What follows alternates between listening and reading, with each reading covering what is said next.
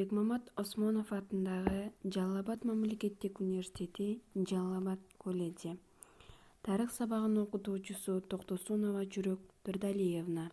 Саламатсызбы? Кайтарым байланыш сабагы. Улуу ата мекендик согуш мезгилинде тылдагы көчүрмөн эмгек.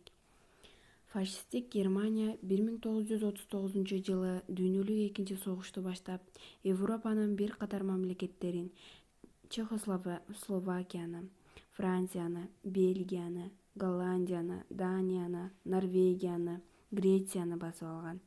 Дүйнөлүк үстөмдүккө жетүүнү көздөгөн фашисттик Германия 1941 22-июлда СССРге кол салган. Ал Барбарос деп аталган планы боюнча Советтер Союзун бир нече жумада эле талкалап, 1941 кышына чейин СССРдин Европалык бөлүгүн толук басып алмак. Адегенде эле фашисттик Германиянын 5,5 миллион адамдан турган 190 дивизиясы Совет өлкөсүнө басып кирген. Германия менен СССРге каршы согушка Италия, Финляндия, Румыния, Венгрия, Испания катышкан. Немецтик фашисттик баскынчылардын жырткычтык менен кол салышы Совет элинин тынч жашоосун дүрбөлөңгө салган. Ошентип, социалисттик ата мекендин көз каранды эместиги жана эркиндиги үчүн улуу ата мекендик согуш башталган. Кыргызстандык жоокерлер согуштун биринчи күнүнөн эле фашисттик баскынчылар менен баатырларча кармаша башташкан. Чек арадагы Брест чебин коргоо улуу ата мекендик согуштун тарыхындагы маанилүү барактардан болуп калган. Жоокерлер бир айдан ашык убакыт бою чепти душманга бербей кармап турушкан. Алардын арасында кыргызстандык Фурцев болгон. Ал Пржевальскийдеги Ленин атындагы мектептен окуп тарбия алган. Мурда Фрунзе шаарында иштеген. Дмитриев 1941 10-июлда Белоруссиянын Борисово шаарын коргоодо душмандын 2 танкасын талкалаган.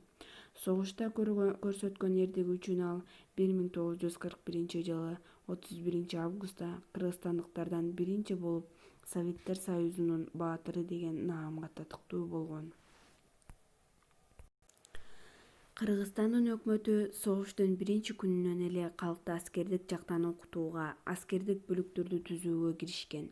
СССР Жогорку Советинин президиумунун 1941 22-июндагы указына ылайык өлкөдө аскерге милдеттүүлөрдү жалпы мобилизациялоо иши башталган.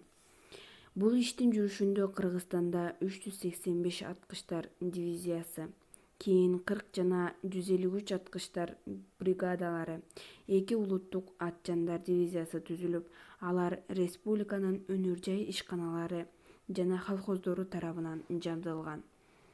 Булардын ичинен согушка биринчи болуп Кыргызстандын аскер комиссары генерал-майор Панфилов командалык кылган. 316 аткычтар дивизиясы кирген. Бул дивизия Казакстан менен Кыргызстандын өкмөттөрү тарабынан түзүлгөн. Дивизиянын курамы ушул эки республиканын дыйкандарынан, жумушчуларынан жана кызматкерлеринен турган. Анда казак, кыргыздардан тышкары орустар, украиндер жана башка улуттардын өкүлдөрү болгон. Москваны коргоо үчүн 1941 ноябрда болгон согушта бул дивизиянын жоокерлери өздөрүнөн 4 эсе күчтүүлүк кылган душманы менен кармашкан. Бир ай бою өздөрүнөн чегин бекем кармоо менен дивизиянын бөлүктөрү душмандын 2 танкалык, 29 мотордоштурулган 11 жана 110 жөө аскерлер дивизиясын талкалап, 9000 немец солдаттары менен офицерлерин, 80 танканы жана башка куралдарды жок кылышкан. Шопоков командованиенин тапшырмасын үлгүлүү аткаргандыгы үчүн 316 аткычтар дивизиясы 8 гвардиялык деген наам алып, Кызыл Жылдыз ордени менен сыйланган. Волокомск районундагы Гуськово деген кыштактын жанында 1941 18 ноябрда Панфилов курман болгон. Өлгөндөн кийин ага Советтер Союзунун баатыры деген наам берилип, ысымы өзүнүн дивизиясына ыйгарылган.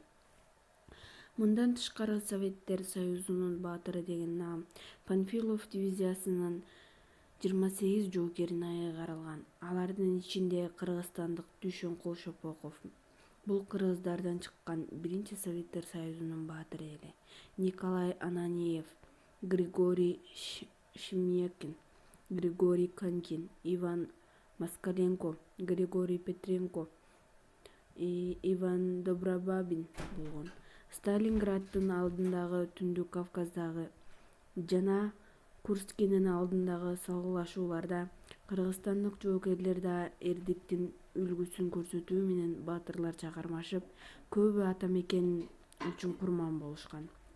Воронеждин түштүк жагында Дон дарыясынын жээгиндеги согушта 1942 жылы 6 августта Чолпонбай Төлөбердиев душмандын дзоттун көкүрөгү менен жаап, өлбөс өчпөс эрдик көрсөткөн. Ага 1943 жылы 4 февралда Советтер Союзунун баатыры деген наам ыйгарылган.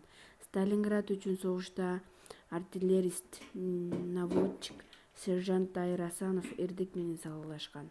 Ал 1943 жылы январда таамай атуу менен адегенде танканы, миномет батареясын жана душмандын ротасын талкалаган. 23 мартта Харьковдун жанындагы Пятницкое кыштагы үчүн салгылашта Асановдун орудиелик тобуна душмандын 8 танкасы, анын артынан автоматчылар чабуул коет. Бул беттешүүдө Асанов 3 танканы иштен чыгарат, калганы кайрылып качууга аргасыз болгон. 20-25 минуталык авиациялык бомбалоодон жана артиллериялык атуудан кийин душмандар экинчи жолу чабуулга өтөт. Дайыр жалгыз калганына карабастан дагы 2 танканы атып токтотот. 4 саатка созулган согушта Асанов 8 танканы, 6 бронемашинаны жана 40 фашистти жок кылган. 1943 жылы 26 октябрда ага Советтер Союзунун баатыры деген наам ыйгарылган. 1942 жылы декабрда Кавказ үчүн болгон кармаштардын биринде отделиянын командири Акун Садырбаев душмандын ага кезеги менен ыргытылган 16 гранатасын кайра душманга ыргытууга жетишкен. 17 граната анын колунда жарылып курман болгон. Бул эрдиги үчүн ал Кызыл Туу ордени менен сыйланган. Анын жолдоштору болсо жардам келгиче 1 сутка бою ордунан жылбай 60 душманды жок кылган. Көңүл бурганыңыздарга чоң рахмат.